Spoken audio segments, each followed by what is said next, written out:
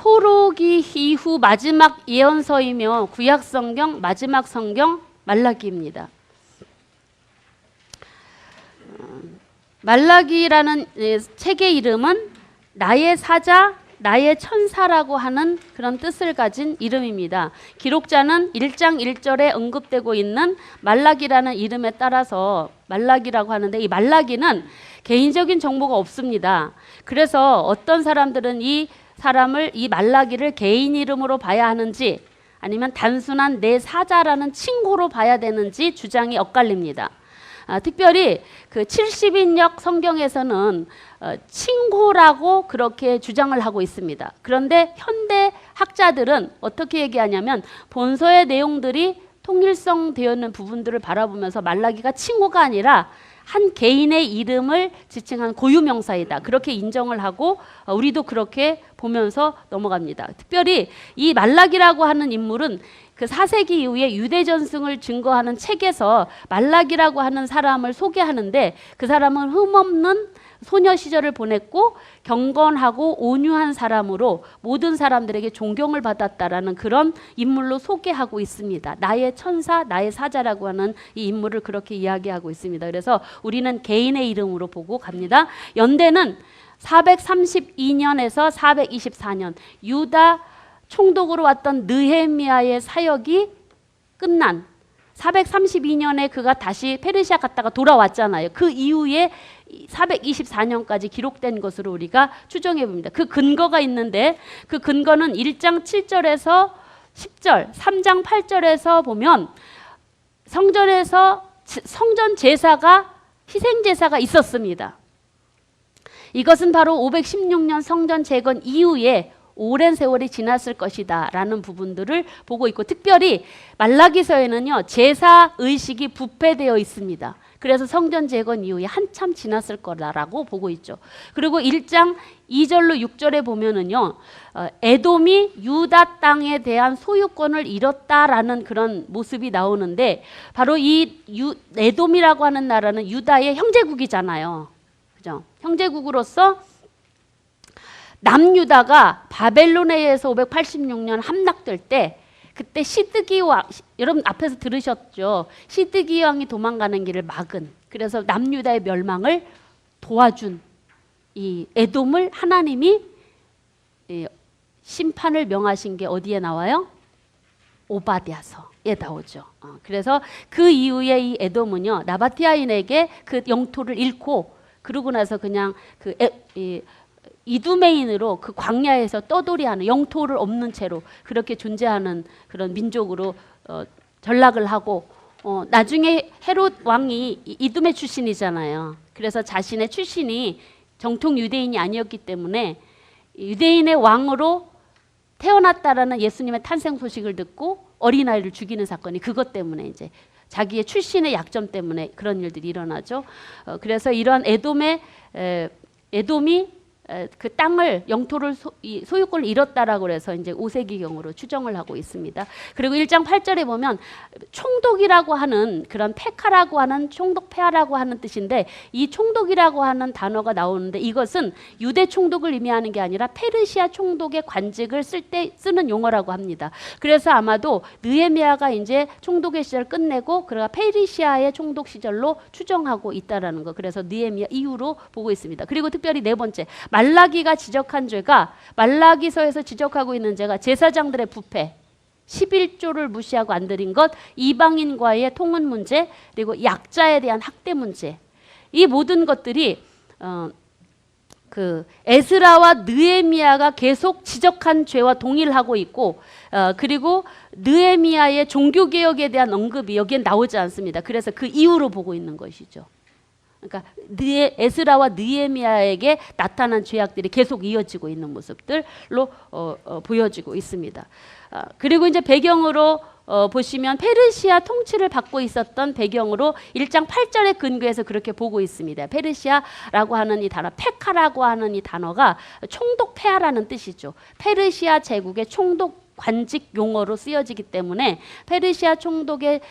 페르시아의 통치를 받던 그런 시기에 이 배경을 두고 있다라고 할 수가 있습니다. 이때는 성전이 이미 재건되었고 성전 제사가 진행되어졌지만 제사가 완전히 부패합니다.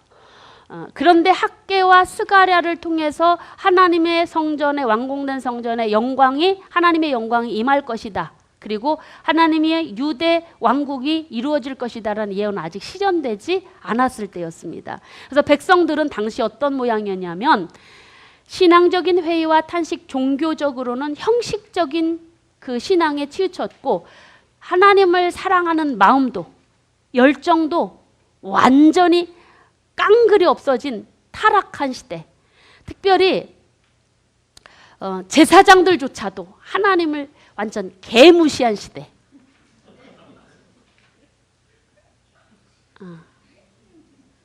완전 개무시당한 시대가 말라기서예요. 너무 강했나요? 너무 열받아서 그랬습니다. 하나님 얼마나 개무시하는지 이따가 한번 본문을 한번 확인해 보세요. 이렇게 넓은 나라의 페르시아 제국이 각 나라마다 조공을 받고 있고, 그리고 기록 목적을 보시면 당시 여호와를 경외하며 하는 마음, 사랑하는 마음이 없이 드리는 형식적인 신앙의 모습들, 신앙의 형식화된 모습들, 그리고 율법에 순종하지 않는 도덕적인 타락들, 이러한 죄를 책망하고 있습니다. 그러면서 대조적으로 나타나요. 하나님은 지난 1000년 동안 하나님의 백성들을 변함없이 신실하게 사랑해 오셨지만 하나님의 백성들은 그 언약을 신실하게 지키지 않는 모습. 그래서 특별히 이 말라기서를 통해서 신실하신 하나님의 사랑이 지속되고 있다는 모습이 보여지고 있습니다. 그러면서 제사장들의 임무와 특권을 깨우치기 위해서 조금 아까 살펴봤던 제사장, 참 레위인들 각 반열을 세워서 직무를 다 맡겼잖아요. 누가요? 느헤미야가. 그런데 완전 제사는 개판으로 드려지고 있는 시대. 그래서 그 죄를 회개하고 하나님께 돌아오도록 하나님 앞에 신실한 말씀대로 살도록 권고하는 내용을 위해서 기록이 되어졌고, 그리고 마지막 하나님이 구원과 심판을 행하실 하나님의 사자를 보내실 것을 경고하기 위해서 말라기서가 기록됩니다. 경고장입니다. 옐로우 카드. 마지막 옐로우 카드. 경고장. 이제 뭐가 나오냐면 옐로우 카드가 이제 경고장 끝나면 이제 레드 카드가 나오죠. 퇴장. 그 옐로우 카드, 마지막 카드가 말라기서입니다. 전체 보기를 좀 보시면은요, 4장까지 되어 있는데 내용은 꽉 차 있습니다. 그 정도로 이스라엘 백성들이 죄가 꽉 차 있는 모습을 볼 수가 있고, 세 부분으로 보시면 1장 초반부와 뒷부분을 좀 해서, 초반부는 하나님이 한탄의 모습이 나타납니다. 1장 1절부터 5절까지, 그리고 중간에 1장 6절부터 3장 18절까지는 당시 유다를 향한 하나님의 경고가 나오는데 제사장들과 백성들이 행한 그런 죄악들을 낱낱이 고발하면서 한탄하신 하나님의 모습. 그리고 4장에서는 마지막으로 하나님이 사자를 보내서 유다를 심판할 것과 그러나 돌아오면 회복할 것이다 라는 약속이 주어진 말씀이 4장에 있습니다. 특별히 이 말라기서는요, 하나님과 마치 보면은요, 질문과 대답식으로 나오기 때문에 때로는 이 말라기서가 논쟁식으로 보여지기도 합니다. 하나님과 백성들끼리 같이, 하나님이 서 있고 백성이 있고 같이 막 논쟁한 것처럼 보여지는데 사실은 논쟁이 아닙니다. 이 논쟁이라고 하기에는 너무 하나님이 가슴 아픈 내용들이거든요. 하나님이 너무 마음이 아프거든요. 그래서 1장 1장은 보면은 무시당해지는 하나님의 사랑과 제사장들에 대한 책망의 내용이 1장에 나오는데 1장 1절에서 1장 1절 한번 성경을 좀 보시죠. 1장 1절.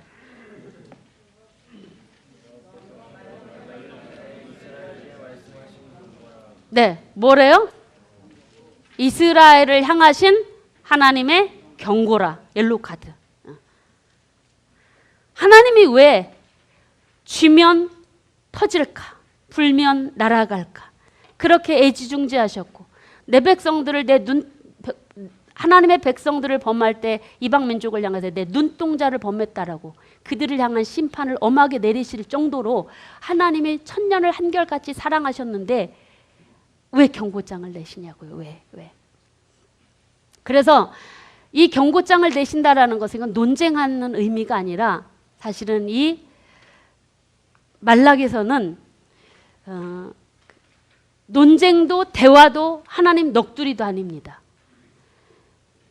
포로기 이후에 재건된 성전 그리고 하나님의 모든 성전을 중심으로 제사가 드려져야 되고 유대 공동체가 그 바르게 세워져야 할 그때에 그것이 제대로 되어지지 않는 것입니다.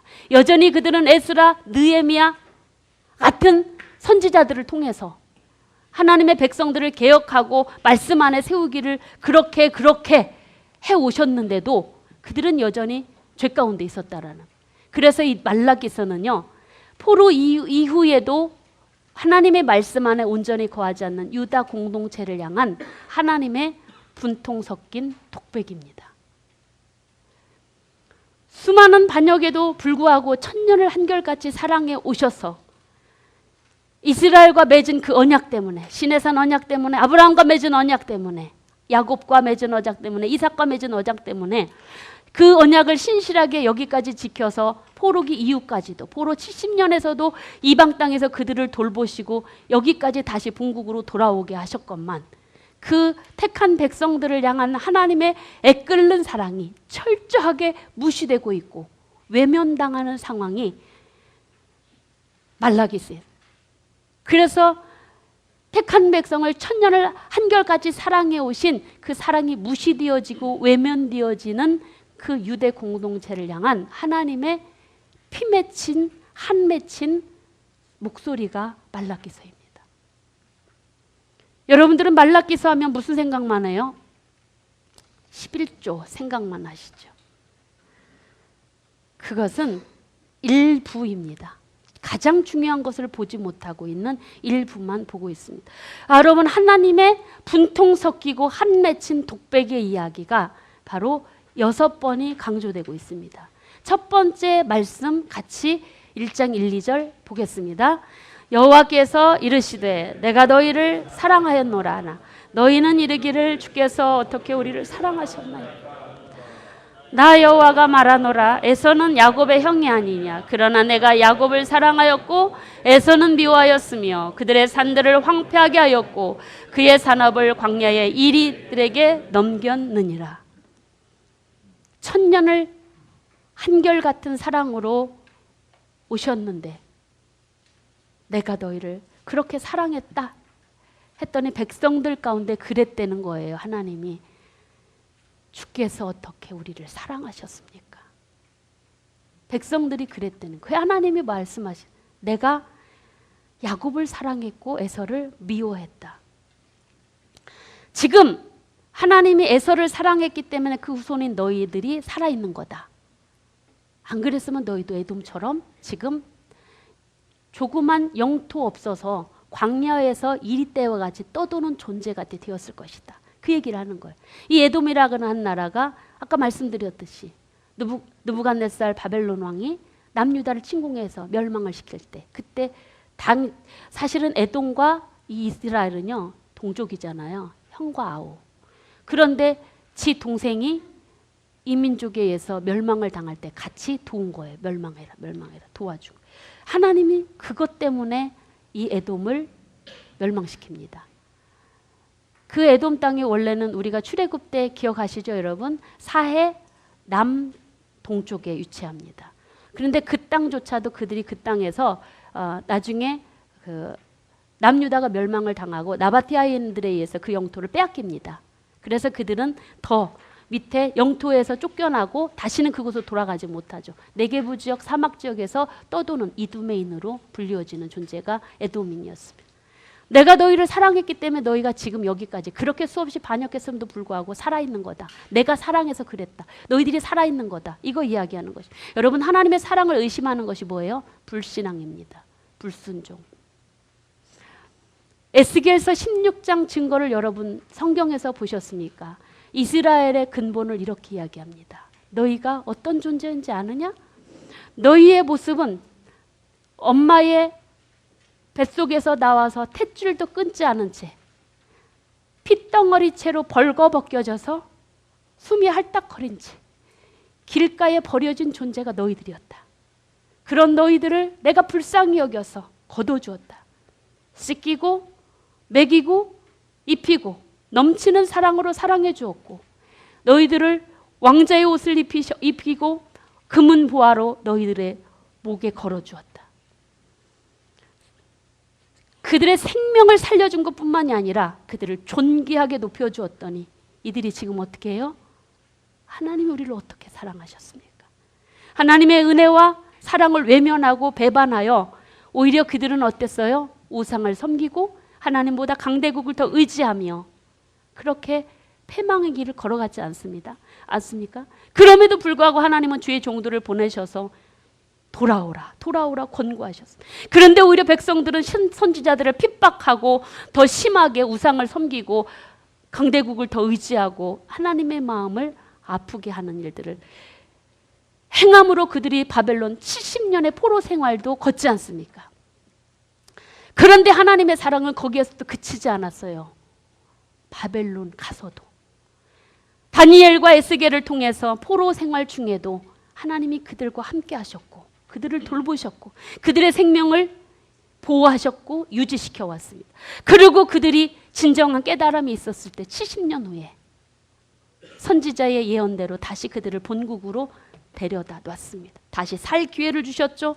페르시아 왕실의 보고를 열으면서까지 성전 재건, 성벽 재건을 도우셨고 그래서 지금 이제 버젓하게 성전이 재건되어지고 그곳에서 하나님이 만나주시겠다라고 하신 그 성전에서 희생제사가 드려지면서 하나님이 복을 주시려고 기다리고 계시는데 그러는데 그들이 그 하나님의 사랑을 믿지 못하는 거예요. 천년을 하루 한결같은 사랑을. 이 사랑을 믿지도 못하고 말씀에도 불순종하고 대꾸하는 거예요. 어떻게 하나님 우리를 사랑하셨습니까? 사랑을 베푼 자가 받은 자로 인하여서 배신을 받는 것처럼 가슴 아픈 일 없지 않습니까? 하나님의 분통 섞이고 한 맺힌 독백 두 번째 말씀은 6절부터 7절까지 말씀입니다. 우리 함께 성경 보시겠습니다. 이게 안 들어갑니다. 1장 6절부터 7절까지 말씀. 이제 제사장들을 향한 한 맺힌 독백의 말씀이 기록됩니다. 같이 읽겠습니다. 내 이름을 멸시하는 제사장들아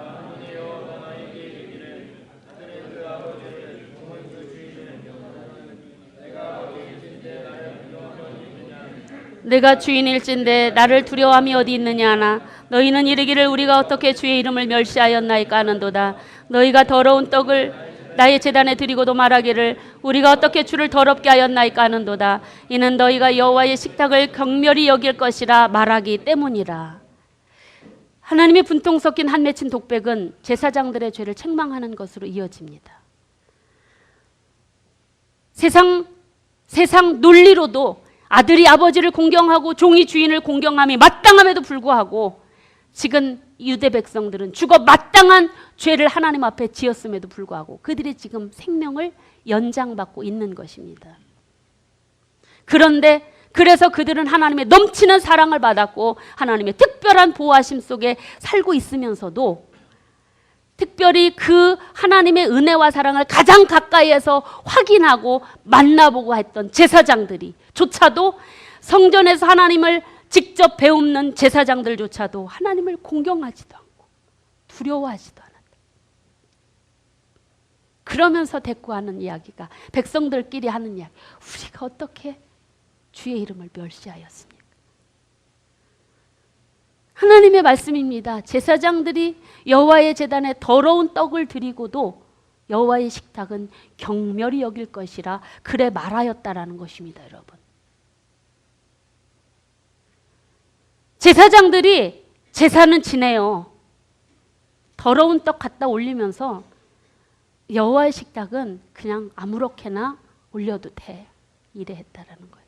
여러분, 제사 지낼 때도 음식 해놓고 미리 먹어야 안 먹어요? 제사 음식 올리는 건요, 정성이 들어가야 한다 해서 유교 제사 문화에서도 먼저 못 먹게 합니다. 엄마들이. 그쵸? 음식 해놓고 이거 제사 음식이야. 제사 드리고 먹게 했어요. 그런데 지금 이 시대에 제사장들이 뭐 하고 있냐면 더러운 떡 드리면서 하나님의 식탁엔 아무거나 드려도 돼. 이런 상황이에요. 이런 상황. 그들의 마음 중심에 뭐가 없어요? 하나님을 두려워함이 없어요. 공경함도 없고. 하나님의 성전에 백성들이 율법을 어기고 더러운 떡을 갖고 눈멀고 병들고 흠 있는 재물을 가지고 와도 제사장들이 의도적으로 그걸 그냥 받았다라는 거예요. 그걸 제사장이 분별해야죠. 그래 하나님이 뭐라고? 야, 니네 그거 니네 총독한테 갖다 줘봐라. 이 총독 페카라고 하는. 니네 페르시아 총독한테 갖다 줘봐라. 니네 다스리는 그 지도자한테 갖다 줘봐라. 그거 기쁘게 받겠냐? 그걸 감히 나한테 가져오냐? 그러는 거예요. 감히. 하나님은 감히라고 말씀하실 수 있으신 분입니다. 하나님은 우리에게 최고의 사랑과 하나님의 백성들에게 최고의 은혜를 베풀어 주셨기 때문에 당신의 백성들을 통해서 최고의 사랑과 최고의 섬김과 최상의 것으로 여러분 하나님을 섬겨야 되는 것이 마땅한 줄로 믿습니다. 그런데 지금 이스라엘 백성들은, 남유다 백성들은 어떠고 있는지 아니? 자신들이 좋은 것은 자신들이 먹고 쓰다 남은 물질, 사용하다 많은 것들을, 쓸모없는 것들을 하나님 성전으로 갖고 와서 제사 드리는 거예요. 이게 하나님을 경멸히 여기는 거예요. 무시하는 거죠. 개무시하는. 여러분, 이 모습이 당시 제사장들 뿐일까요?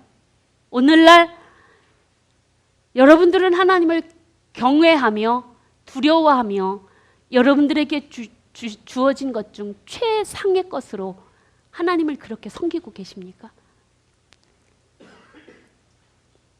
우리들이 쓰다 남은 물질, 다른 것 다 하고 남겨진 시간 마지못해 하나님께 드리고 있지 않냐는 것이요. 분통 터질 일입니다. 저 자신도 완벽하지 못하기 때문에 이 말씀을 볼 때마다 제가 여러분들에게 말씀을 드리면서 정말 죄송합니다. 죄송스럽습니다. 우리는 하나님 앞에 늘 죄송한 마음 가져야 될 줄 압니다. 우리는 안 그러냐고요. 우리 쓰다 남은 물질, 우리 필요한 건 얼마나 턱턱 다 쏩니까? 우리가 필요한 거 거액을 들여서라도 쓰지 않습니까? 하나님께 헌금할 때, 헌물할 때 여러분 쓰다 남은 거 찌끄레기 안 들이십니까? 시간은 또 어떻습니까? 하나님의 말씀을 가장 소중한 시간, 말씀을 대하고 하나님 앞에 서 있는 시간을 최상의 시간을 드리는 것이 아니라 다른 것 다 하고 짜투리 시간 마지못해서 하나님 앞에 말씀을 읽고 기도하고 그런 생활을 하지 않느냐는 거예요. 여러분들은 이 말씀에 떳떳하실 수 있으십니까? 남유다 백성들의 이 행태가 우리들에게도 지금 행해지고 있더라는 거예요. 두려워함도 없고 공경함도 없는, 공경함도. 형식적인 신앙의 겉모습만 있는 모습. 분통 섞인 하나님의 말씀이 또 이어지고 있습니다. 그러면서 뭐라고 하냐면 백성들이 그런 흠 있는 제사를 여호와를 경외함도 공경함도 없이 드리면서 뭐라 그러냐면 하나님 앞에 우리를 불쌍히 여기소서, 우리 기도를 들어주소서 하면 내가 그 기도 받겠냐? 이거 하시는 것입니다. 하나님, 너네들이 그렇게 나를 공경함도 없이 드리는 그 모든 찌끄레기 시간, 찌끄레기 물질 드리면서 나한테 기도하면 내가 그 기도 기쁘게 받아주겠느냐? 그러면서 하나님 뭐라 하는지 아십니까? 이렇게 차라리 내 제단에 헛된 재물 드릴 바에 차라리 성전문 닫아라. 성전문 닫아라. 너희들이 마음에서 우러나와 기쁨과 감상과 공경함과 두려움 없이 드리는 그 모든 제사 하나도 안 받겠다. 성전문 닫아라. 이 성전이 어떻게 지어졌어요? 성전이 어떻게 지어졌냐고요. 여러분 기억나시죠? 페르시아 제국 120도예요. 160도예요. 기억이 잘 안 나요. 160도죠. 내가 지난번에 120도라고 얘기했던 것 같아요. 160도죠. 그 넓은 제국의 왕을 하나님이 건드리셔서 성전 짓게 하셨습니다. 그 성전문 닫으라는 거예요. 하나님의 마음. 하나님이 왜 성전을 지으라고 말씀하셨어요? 당신의 백성들과 함께 있고 싶으셔서. 함께 살고 싶으셔서. 근데 그 성전문 닫으라는 거예요.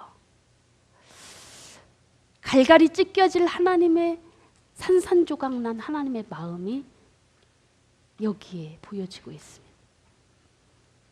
그러면서 하나님은요, 하도 택한 백성이 이렇게 가슴을 대못을 박으니까 때가 되면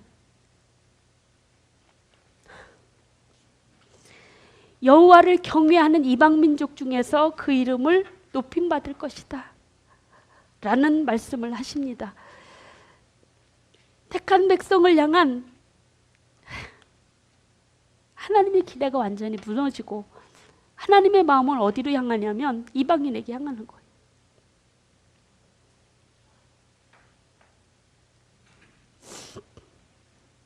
이방 민족 중에서 내가 내 이름을 크게 받을 것이다. 내 이름을 이방 민족들이 나를 크게 할 것이다.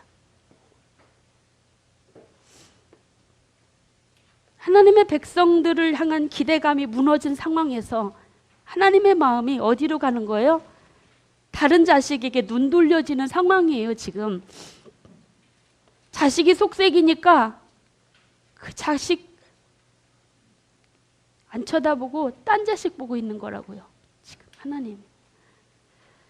하나님의 분통 섞인 말씀이 또 이어져요. 여러분,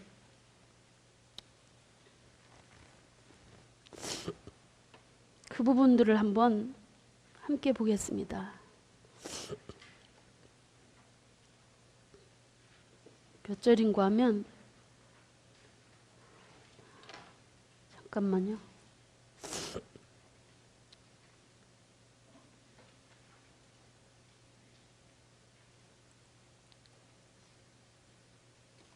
이어지지 않고 있습니다. 하나님께서 뭐라고 말씀하시냐면 12절 말씀입니다. 1장 12절 말씀. 아니, 1장 13절 말씀 같이 보겠습니다. 만군의 여호와가 이르노라. 너희가 또 말하기를 이 일이 얼마나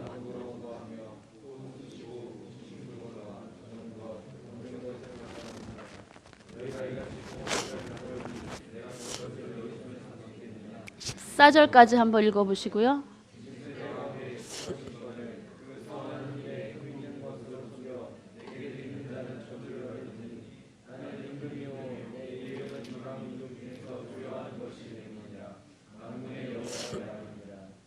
네, 하나님의 말씀이 또 이어지고 있는데 그 말씀은 바로 뭐냐면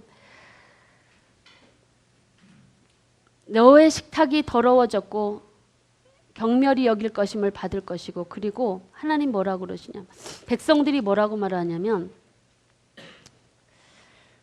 하나님 앞에 제사하는 이 일이 얼마나 번거로운 거, 제물 제대로 안 드린다니까.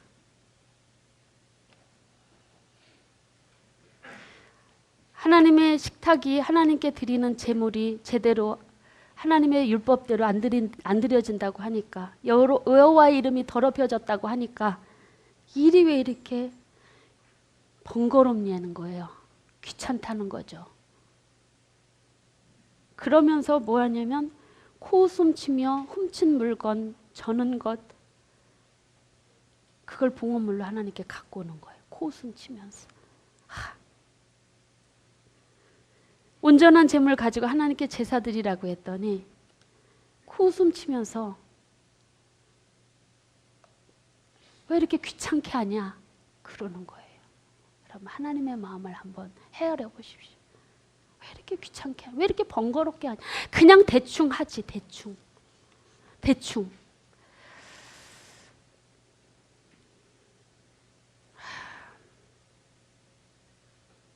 여러분들도 그러십니까?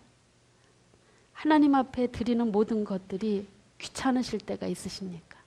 하나님 앞에 제사 드리는 거, 예배 드리는 거, 봉사하는 거, 헌신하는 거, 모든 것들이 때로 귀찮게 여겨지실 때는 없는지. 그런데 코웃음까지는 가지 않았으면 좋겠습니다. 우리까지 하나님에게 대못을 칠 수는 없잖아요. 우리까지. 그런데 그들을 향해 하나님의 말씀은 저주를 받게 될 것이다. 경고하십니다. 저주를 받게 될 것이다. 2장에서는요. 제사장들을 향한 말씀이 이어집니다. 제사장들을 꾸짖는 말씀을 하면서 저주를 선포하십니다. 2장에서. 2장 1절부터 3절에서 제사장들하는 저주를 말씀하시는데 그들은 무슨 죄를 이야기하냐면 여호와의 말씀을 듣지도 않고 마음에 두지도 않고 여호와를 영화롭게도 하지 않았다라고 그들을 저주를 선포하고 있습니다. 이 저주를 선포하시는 하나님의 마음. 하나님이 아론과 그의 후손들을 구별해서 하나님을 만나는 그 장소 성전에서 하나님을 섬기도록 세우신 그들, 그리고 특별히 레위 자손과 이 맺으신 언약을 항상 있게 하겠다라고 하신 이 언약을 지금 깨부시는 것입니다. 이 레위와 세운 언약이 이게 어디에 나오냐면 민수기서 25장에 시딤에서 모압 평지 시딤에서 일어났던 바알볼에게 가담한 사건, 일명 고스비 음행 사건이라고 하는 이 사건을 들어 말씀하시는 것입니다. 40년의 광야 생활을 마친 이스라엘 백성들은 40년이 지난 후에도 그곳에서 미디안인들의 미혹을 받아서, 여인들의 미혹을 받아서 바알볼에게 가담하죠.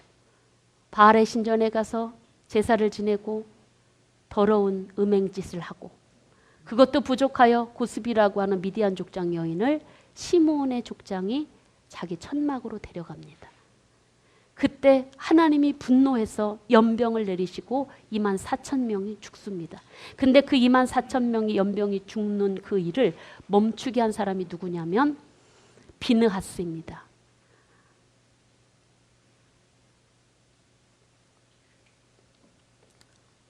아론의 손자죠.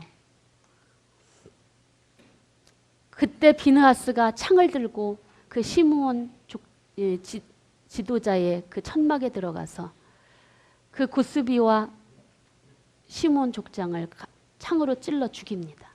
그 사건을 하나님이 뭐라고 하시냐면 네가 비느하스 네가 내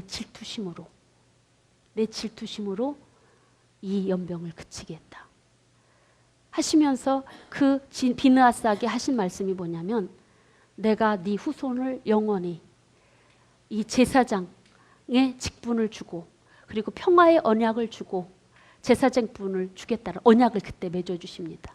이 언약이 원래는 레위 지파 아론 자손은 이미 그때 있었지만 이 비느하스 사건 때문에 하나님은 이 평화의 언약을 그때 허락한. 하나님은요 언약하면은요 반드시 지켜야 되시는 분이에요. 하나님 성품이시죠. 그런데 지금 그 언약을 지금 언급하시는 것입니다. 그 언약을. 하나님께서는 그 언약을 말씀하시면서 내 그 언약을 내가 레위와 세운 언약을 계속 있게 하는데 너희들 지금 그거 진행시키지 못하게 하고 있다. 그 얘기를 하시는 거예요. 그거. 과거 제사장들은 왜 하나님이 세우셨냐면 하나님의 율법을 구하게 하고 여호와를 경외하고 여호와의 이름을 영화롭게 하고 백성들에게 하나님의 율법을 가르치고 백성들이 공의와 화평과 정직함으로 하나님과 동행하는 삶을 살도록 하기 위하여 제사장들을 세웠습니다. 그런데 그래서 제사장들은 율법의 질식을 지키는 자요 하나님의 율법을 구해야 하는 여호와의 만군의 여호와의 사자라고까지 하나님이 언급하십니다. 그런데 여호와의 사자였던 당시 제사장들이 먼저 여호와를 공경도 하고 영화롭게로도 하지 않냐고. 여러분, 백성들을 옳은 길로 지도하는 율법을 가르치지도 않고 이 레위 언약을 니네가 깼다 얘기하는 거예요. 이 레위 언약 네가 깼다. 그러므로 하나님께서 너희가 멸시와 천대를 당하게 될 것이다 라는 경고의 말씀을 주십니다. 그리고 2장 10절로 3장까지 유다 백성을 향한 경고가 이어집니다. 여러분, 이 말씀을 통해서 2장 11절에서 12절 말씀에서 이스라엘 백성들이 하나님과의 언약을 깨뜨린 사건, 제사장도 언약을 깨뜨렸고 지금 백성들도 언약을 깨뜨립니다. 그러면서 하나님의 이름을 욕되게 한 그 사건, 그걸 바로 뭘로 얘기하냐면 백성들이 언약을 깨뜨린 사건은 형제들에게 거짓을 행한 일입니다. 우리 2장 11절 12절 말씀 같이 한번 보시겠습니다.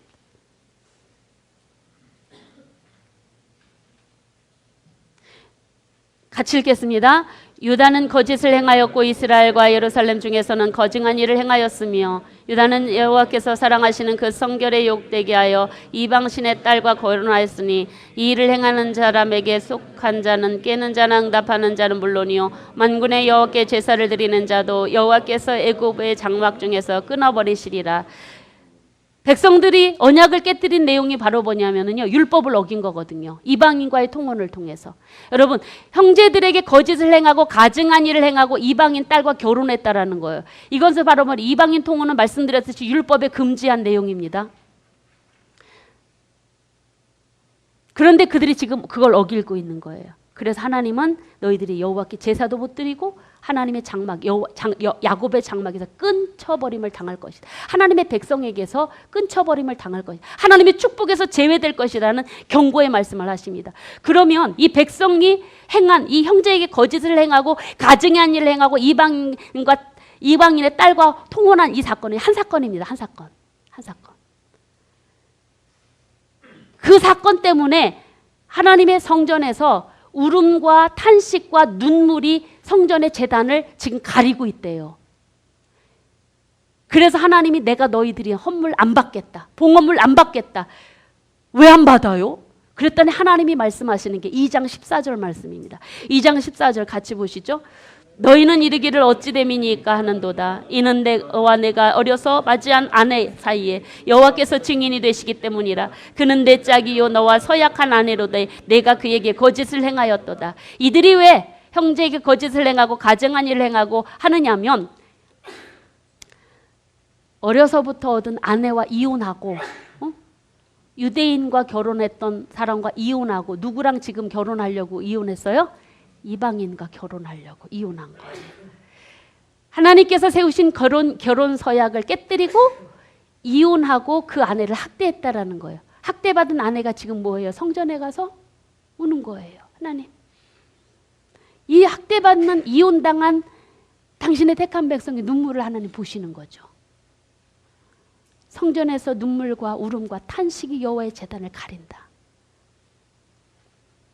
이게 제단에 흘러넘친 거예요. 이혼당한 여인들이 하나님 앞에 울부짖어 호소하는 거예요. 하나님 누구 편일까요? 약자의 편입니다. 약자의 편이십니다. 이방 여인과 결혼을 위해서 거짓말해서 이혼을 한 거예요. 이방인과 결혼을 위해서. 이방인과 결혼하면 뭐가 보장되니까요? 경제적으로도 정치적으로도 사회적으로도 상승할 수 있는 기회가 있으니까. 이혼하고 이방 여인과 결혼해서 사회적인 안정을 되찾기 위해서 거짓을 행하는 이 행태, 이게 백성들의 모습이에요. 하나님은 뭐라고 말씀하시냐면 내가 옷으로 학대하는 자를 내가 미워한다. 그리고 거짓을 행치 말라 말씀하십니다. 경고하십니다. 그리고 여러분, 백성들이 하나님 앞에 또 언약을 깨트린 잘못이 또 뭐냐면 말로 하나님을 괴롭게 한 일입니다. 2장 17절 말씀 보시겠습니다. 너희가 말로 여호와를 괴롭게 하고도 이르기를 우리가 어떻게 여호와를 괴롭게 해드렸나이까 하는도다. 이는 너희가 말하기를 모든 악을 행하는 자는 여호와의 눈에 좋게 보이며 그에게 기쁨이 된다 하며 또 말하기를 정의의 하나님이 어디 계시냐 함이니라. 무슨 얘기예요? 하나님은 악을 행하는 자를 기뻐하신답니다. 정의의 하나님 없다. 말로 하나님을 조롱하는 것입니다.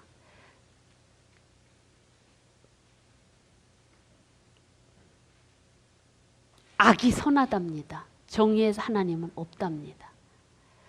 3장으로 들어가서 하나님이 유다 백성을 향한 경고가 계속적으로 이어지는데 바로 하나님이 3장에서 말씀하시는 내용이 내가 내 앞에 길을 예비할 사자를 보낼 거다 말씀하시는 내용입니다. 그러면서 그 사자를 보내서 심판을 하시는데 점치는 자, 간음하는 자, 거짓 맹세하는 자, 품꾼의 싹을 억울하게 하는 자, 나를 경외치 않은 자 다 심판할 것이다. 야곱의 자손들은 완전히 소멸당할 것이다. 경고라고 말씀하시지 않고 야곱의 자손들은 다시 소멸되지 않을 것이다 말씀하십니다. 대모치는 소리를 듣고도 하나님은 당신의 백성은 완전히 소멸 안 당하실 거래요.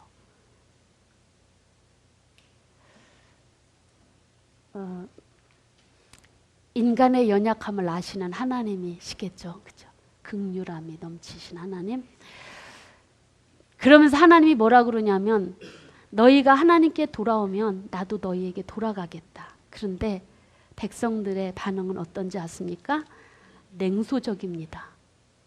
하나님이 사자를 보내서 심판할 텐데 내가 야곱 자손은 유지시킬 거다. 그러는데도 냉소적이에요. 3장 7절로 10절 말씀 같이 한번 읽어보시겠습니다. 만군의 여호와가 이르노라 너희 조상들의 날로부터 너희가 나의 규례를 떠나 지키지 아니하였도다.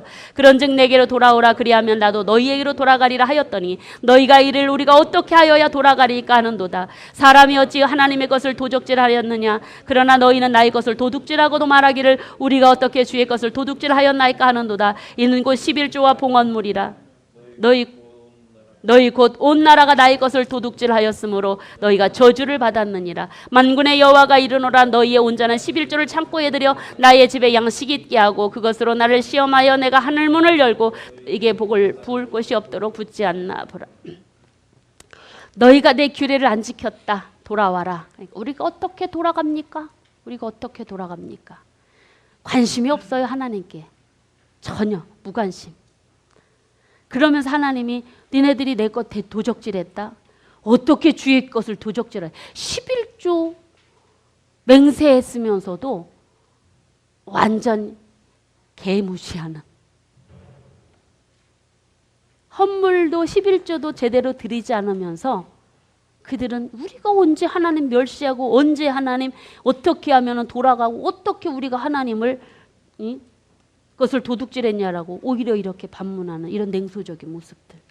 그래서 그들에게 뭐가 왔냐면 재앙이 온 거예요. 자연적인 재앙, 어려움이. 그러면서 여러분 하나님을 대적하는 또 완악한 말로, 더 완악한 말로 하나님을 대적하는 말이 또 나옵니다.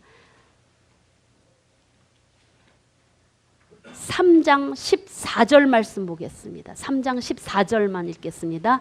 이는 너희가 말하기를 하나님을 섬기는 것이 헛되니 만군의 여호와 앞에서 그 명령을 지키며 슬프게 행하는 것이 무엇이 유익하리요. 16절까지 보겠습니다. 지금 우리는 교만한 자가 복되다 하며 악을 행하는 자가 번성하며 하나님을 시험하는 자가 화를 면한다 함이라 하였도다.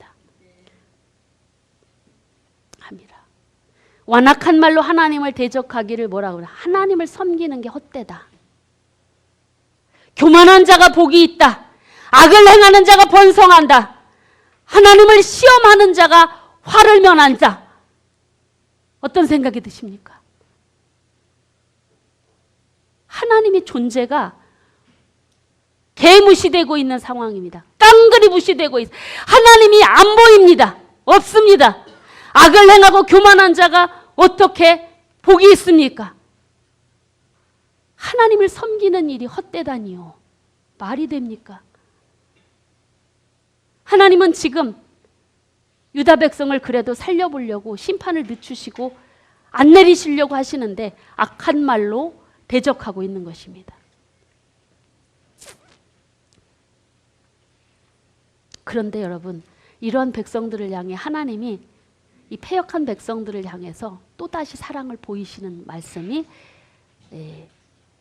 나오는데 3장 16절로 18절 말씀에 보여지고 있는 말씀입니다. 이 말씀에 보면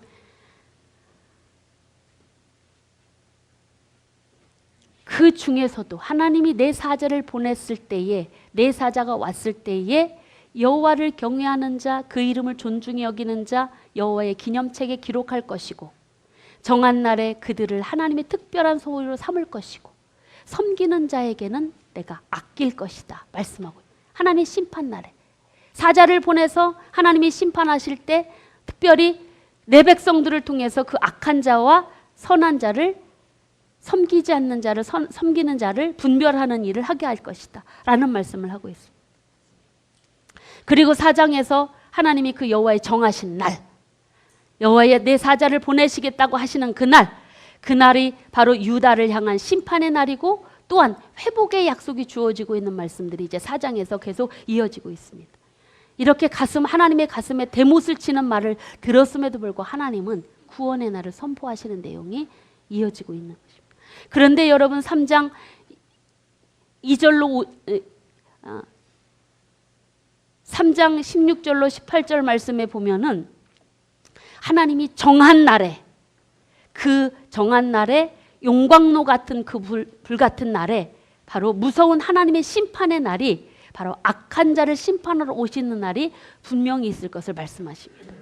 그러면서 그때 말라기 선지자는 제사장들과 백성들의 죄악을 통분히 여기시면서도 돌아와라. 그 무서운 극렬한 용광로 불 같은 무서운 심판 날이 있으니까 그 전에 돌아와라. 끝까지 돌이키지 않으면 무엇이 있다? 하나님의 심판이 있다. 그걸 경고하고 있습니다. 그 심판 날에는 교만한 자, 악을 행하는 자 다 지푸라기처럼 흔적도 없이 사라질 것이다 말씀하고 있습니다. 그러나 여러분, 여호와를 경외하는 자에게는 하나님의 보호를 받아 구원과 축제의 날이 될 것이다, 악인들을 밟을 것이다 라는 그런 하나님을 경외하는 자에 대한 그런 축복이 예언되고 있습니다. 그러면서 하나님이 이 정하신 날, 하나님이 사자를 보내셔서 이 세상을 심판하시는 그날에 이 말, 교만한 자와 악을 행하는 자에게 향한 심판을 예고하신 후에 이 말씀을 하십니다. 4장 4절 말씀입니다. 같이 읽겠습니다. 너희는 내가 호렙에서 온 이스라엘을 위하여 내 종 모세에게 명령한 법 곧 율례와 법도를 기억하라.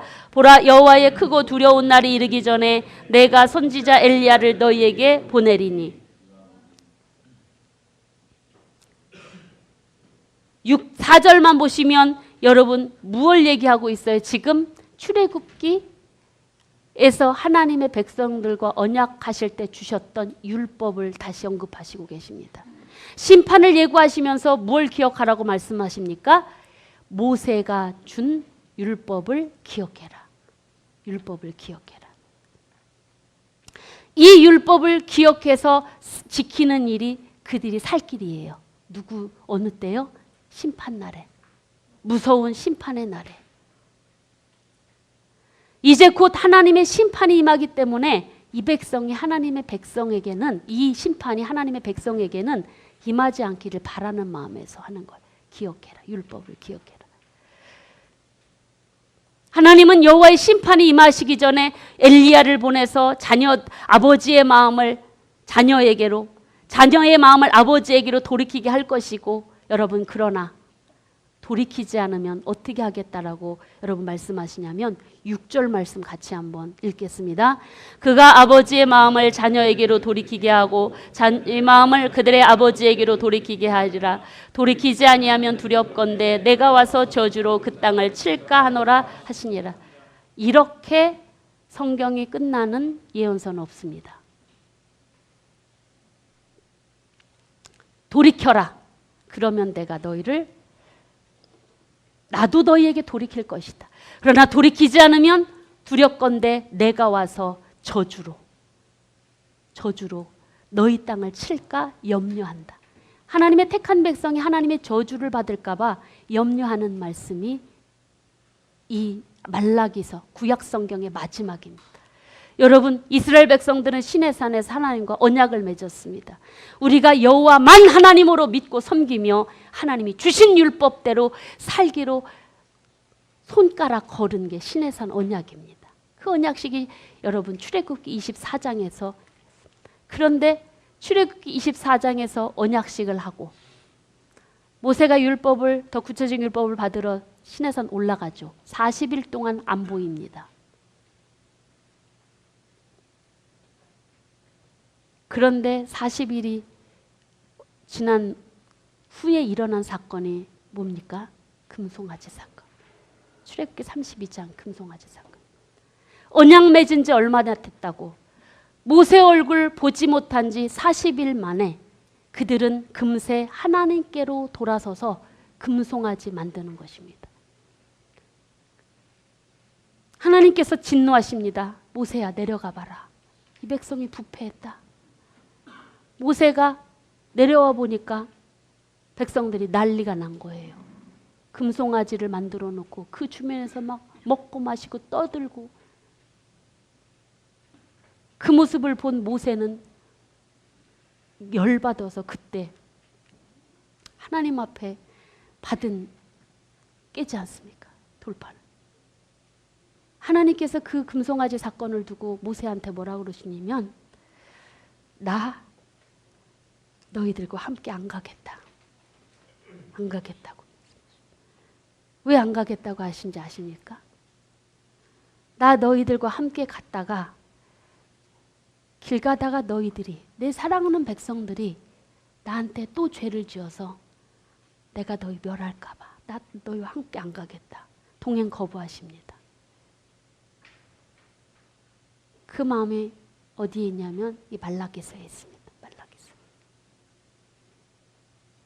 택한 백성이 저주로 죽을까 봐 염려하시는 하나님의 마음.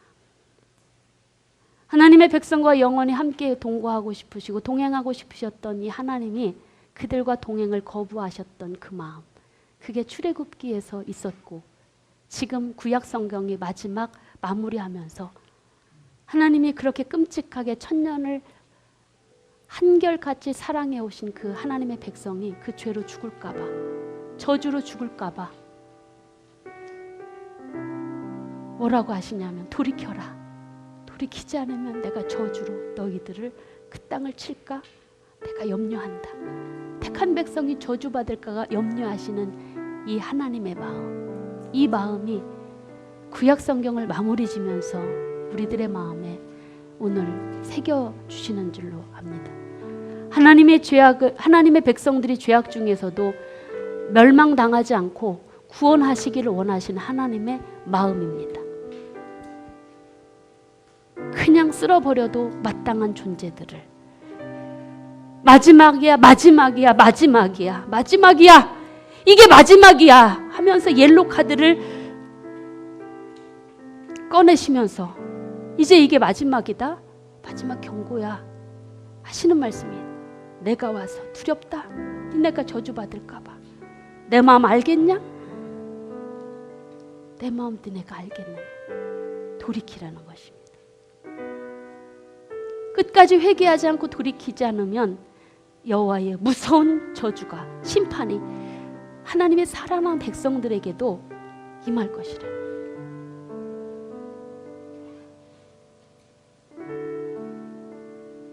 그래서 하나님께서는 이 택한 백성을 염려하는 마음으로 400년을 그대로 침묵하십니다. 여러분이 하나님의 마음을 조용히 눈을 감고 한번 묵상해 보십시오. 패역한 백성들을 살려주고 기회를 또 주고 옐로 카드를 또 보내시면서 마지막 하나님이 여호와의 무서운 완전한 마지막 날 심판 때에 택한 백성이 저주받을까 봐 염려하시는 하나님의 사랑이 절절히 묻어난 이 구절, 돌이키지 않으면 두렵건대 내가 와서 저주로 그 땅을 칠까 하노라. 이 마음이 하나님의 마음입니다. 사랑하는 백성들을 염려하시는 마음, 그 죄로 죽일까 봐 염려하시는 마음.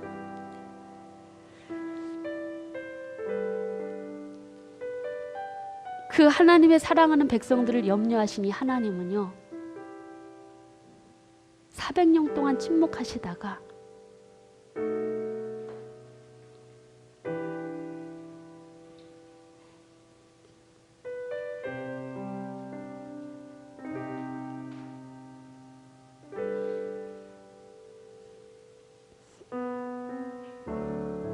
백성들 스스로 하나님 앞에 돌이킬 수 없는 걸 아시고 하나님께서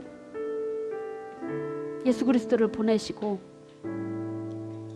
그 예수 그리스도를 십자가에서 죽이시기까지 죽이시고 죽이심으로 바로 우리를 완전하게 하나님께로 돌아오도록 하나님의 백성들이 멸망당하지 않도록 그 일을 행하셨습니다. 죄 가운데 멸망당할까 봐 영원히 하나님 떠나지 않도록 하기 위해서 하나님께서 그렇게 죽음으로 당신의 독생 아들을 죽이시면서 택한 백성을 사랑하시는 증거들을 보여주신 것이 복음서의 내용인 것입니다. 택한 백성을 향한 이 끝없는 천년을 한결같이 이어오신 하나님의 사랑 앞에 저와 여러분들도 어쩌면 이 남유다 백성들과 똑같은 죄를 지고 있지 않는지 모릅니다. 하나님 앞에 예배는 드리고 있고 헌금은 하고 있고 헌물을 하고 있으면서도 우리들의 마음에서 우러나오지 않은 사랑, 마음에서 우러나오지 않은 이 헌신, 마음에서 우러나오지 않은 이 충성, 이것이 우리를 지금 우리의 마음속에 있지 않은지, 우리의 삶 속에 있지 않은지 이 시간 우리가 우리 자신을 함께 되돌아보기를 원합니다. 이 시간 우리 함께 이러한 우리들의 마음에서 떠난 형식적인 신앙생활을 하고 있는 모습이 있다면 우리의 마음을 다시 하나님이 회복시켜 달라고, 그리고 우리의 마음에서 우러나오는 하나님을 향한 사랑과 헌신의 충성의 마음을 하나님께 드리는 삶을 살겠다라고 결단하면서 여러분 우리 함께 찬양 십자가를 질 수 있나 1절만 부르시고 같이 결단의 기도 드리도록 하겠습니다.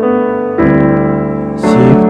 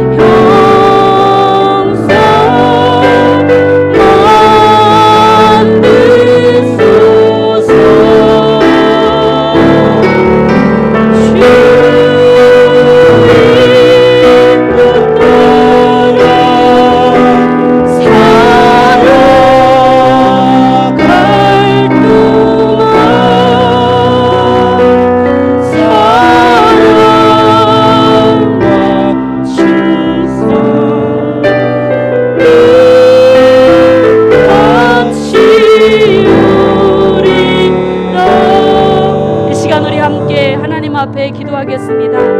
우리가 그동안에 마음이 없는 헌신과 마음이 없는 봉사와 마음이 없는 신앙생활을 했다면 우리 하나님 앞에 회개하고 하나님, 우리들의 하나님을 섬기는 모든 예배와 헌금과 그리고 모든 우리의 봉사와 헌신과 우리의 모든 신앙이 우리가 하나님을 사랑하고 하나님 앞에 신실함으로 하나님을 섬기는 충성됨으로 끝까지 가도록 하나님 도와달라고, 우리의 마음이 변치 않도록 붙들어 달라고 주님 인도하심에 따라서 주님 오시는 그날까지 말라기에서 하나님의 마음에 대못을 쳤던 그 남유다 백성들의 죄악이 우리의 사회 속에서, 우리의 교회에서, 우리의 삶 속에서 이루어지지 않도록 하나님, 우리의 교회를, 우리 나라 백성을, 우리의 삶을 치유하시고 회복시켜달라고, 그래서 우리의 교회와 우리의 개인과 우리의 나라가 하나님 앞에 주님 오시는 그날까지 하나님의 율법의 말씀에 따라 사랑과 충성을 바치는 삶을 살도록 위하여 우리 함께 통성으로 결단의 기도 드리도록 하겠습니다. 할렐루야. 오신 하나님 아버지, 오늘도 주님의 크신 은혜와 사랑 안에 이렇게 세 번째 날 아버지 하나님의 성경 세미나를 아버지 은혜 가운데 진행하며 오늘 마칠 수 있도록 도와주셔서 감사합니다. 오로지 하나님의 은사와 역사선을 바라보니 하나님 아버지께서는 진전을 한결같은 사랑으로 당신의 백성을 사랑해 오셨지만 이 백성들은 우리가 하나님이 우리를 어떻게 사랑하셨습니까? 하나님 아버지 앞에 완악한 말로 하나님을 섬기는 것이 어때나 하며 하나님 앞에 온전한 예물을 드리는 것이 귀찮다 하면서 하나님의 무엇을 내 못을 박았나이다.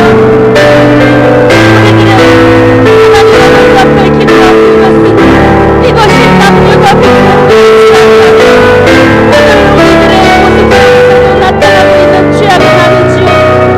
우리는 마음이 없는 사랑과 마음이 없는 헌신과 마음이 없는 성품을, 마음이 없는 예배를 드리고 있지는 않은지요. 우리들의 그러한 죄를 지었다면 주여 우리를 용서하여 주시고 이 시간 이후로 하나님의 거룩한 성령의 역사하심 속에서 우리들의 마음을 다하여 하나님을 향한 사랑과 충성된 삶을 살아갈 수 있도록 하나님을 도와 주시옵소서. 주여 우리를 불쌍히 여겨주시고 하나님 우리를 긍휼히 여겨주시옵소서. 냉정하여진 우리들의 마음에 하나님의 사랑의 은혜로 부어주시고 하나님 아버지 앞에 주님이 우리를 향하여 그렇게 한결같이 신실함으로 사랑하셨듯이 우리들도 그 신실함을 닮아 성실한 자세로 하나님 앞에 충성하며 살아가는 인생이 되도록 우리를 도와주시옵소서. 그 모든 하나님 아버지 앞에 살아가는 길은 오직 주의 말씀인 줄로 믿사오니 하나님 말씀 붙들고 하나님 앞에 사랑과 충성을 다하는 우리 모두가 되게 하여 주시옵소서.